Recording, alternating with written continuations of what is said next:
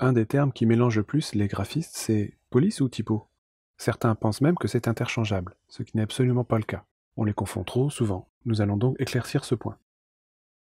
La typo, c'est la famille de police. Les polices sont les membres de cette famille. Nous avons par exemple ici la famille Helvetica. Madame Régular, Monsieur Bold, la petite fille Light et le petit bébé Oblique. Ils font tous partie de la famille Helvetica. Chacun des membres est une police. Quand nous parlons d'Helvetica Bold, par exemple, nous parlons d'une police.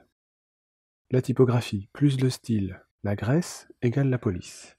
Il en va de même pour du Futura, du Garamond, du Times New Roman, du Courrier, etc. Quand je dis ces noms, je parle des typographies. Je parlerai d'un Times italique, je parlerai d'une police. Les termes de sans sérif, sérif ou monospaced, en français, on pourrait les traduire par bâton à empattement ou à chasse fixe. Nous allons parler ici de l'anatomie de ces polices. Nous voyons ici une police à empattement, et ici une police sans empattement, ou sans sérif. En haut, vous avez une police proportionnelle, c'est-à-dire que chaque lettre a sa propre largeur, sa propre chasse. En dessous, vous avez une police de type machine à écrire, comme du courrier par exemple, qui a une chasse fixe. Le I sera aussi large que le X ou que le M par exemple. Pour compenser le dessin du I, on a exagéré l'empattement.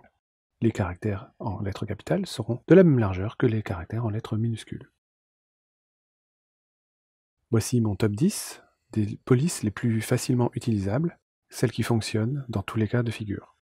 Vous remarquerez donc ici ma préférence pour des polices sans empattement. Mais le choix de la police doit se faire en fonction du projet que nous devons traiter. J'espère que vous avez mieux compris la différence entre une police et une typo à l'aide de cette vidéo.